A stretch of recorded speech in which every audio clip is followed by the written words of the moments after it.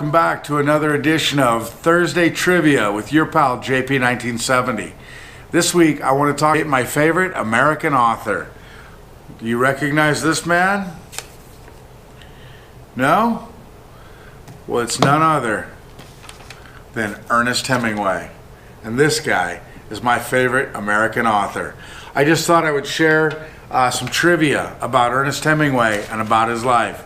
Ernest Hemingway was born in Oak Park, Chicago, to a doctor father and to a very skilled opera singer mother. But instead, she chose to be a mother and be a stay-at-home mom and raise Ernest and his siblings.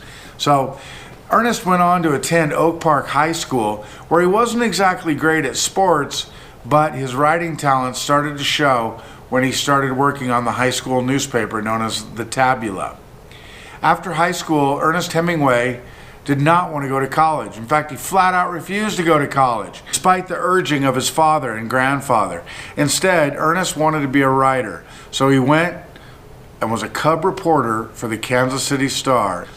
However, Ernest wasn't there for very long. He wanted to help out in World War I, but he was rejected by the American Army due to poor eyesight. So he went to Europe and served the Italian Army as an ambulance driver. It was during this time that Ernest was badly injured when a bomb blew up near him, and he received 227 pieces of shrapnel in his leg and was immediately hospitalized. During his time in the hospital, Ernest met the American nurse, Agnes. And I'm sorry I don't have her last name. It doesn't matter. It was his first girlfriend, first love of his life, first major love of his life. And after returning to the States after his recovery, he received a letter from her saying it was all over. She'd met somebody else. Sadly, Ernest's heart was broken. This was his second novel, A Farewell to Arms, where he actually retold his experiences serving in the World War I. And he does include Agnes in there. You might want to read it if you're curious and check it out. From there, Ernest met his first wife, Hadley Richardson, and had his first child named Jack, affectionately named Bumby. I'm not going to get too technical with the kids, but I'll tell you right now, Ernest Hemingway had 3 sons. He had Jack, he had Gregory, and he had Patrick.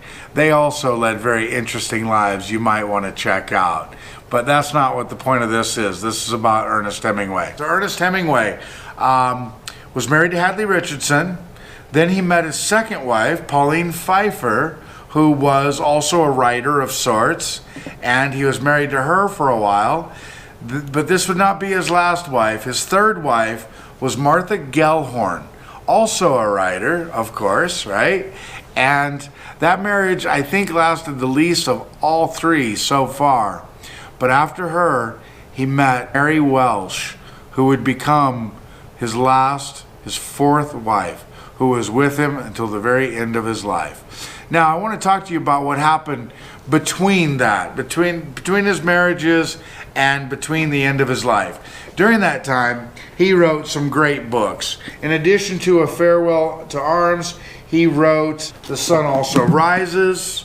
He wrote The Old Man and the Sea, my personal favorite. And he was an accomplished short story writer. That's actually what I teach my kids. I do a short story unit on Ernest Hemingway. And what makes Ernest Hemingway such a great writer was his writing style. What he did was, instead of using all this like elaborate language and real flowery language, he just wrote in a very simple, easy to understand style, which was deceiving because Ernest's stories were anything but easy to understand. Ernest Hemingway used a heavy accounting of symbolism in his stories, where one thing stood for something else. It's called the iceberg theory, where 1/8 of the story is above the surface of the water, and that's what you read. But if you really want to understand the story, you have to dive under the water and get down to that 7/8, which was heavily covered up through symbolism. What I really love to focus on are the short stories that he wrote. He wrote short stories such as A Day's Wait. He wrote Hills Like White Elephants. He wrote Cat in the Rain. He wrote The Old Man at the Bridge, not to forget The Snows of Kilimanjaro. Heavy symbolism to make the stories that much richer once you analyze them and really looked at them. So, all right, so Ernest Hemingway, great writer, my favorite American writer. But unfortunately, he didn't live that long, and he wasn't here that long. Towards the end of his life, Ernest Hemingway developed paranoia and nervousness, and he was very agitated, and he actually endured electroshock therapy at a clinic in New York. And after fleeing Cuba, when Fidel Castro took over, he settled in Ketchum, Idaho. Sadly, Ernest Hemingway's life ended with something that actually several of his other family members also did, and that was suicide. And I don't like to focus on that part of his story. However, that is part of his story. So, sadly, Ernest Hemingway committed suicide on July 2nd, 1961. And his body is buried at the cemetery in Ketchum, Idaho, where anybody can go by and pay their respects, which is what I did several years ago. I'll include some pictures of that trip at the end of this video. All right, not to end on a downer, Ernest Hemingway was an amazing writer, an amazing man, and a real talent. Unfortunately, he had kind of a tragic life, right? So anyway, I encourage you, if you're at all interested, check out one of Ernest Hemingway's short story collections, or maybe get yourself a hold of one of his many biographies. He's got biographies. Here's one about his boat. He had a very cool custom boat built for him called the Pilar. He also had his sons wrote biographies about him. These are very interesting.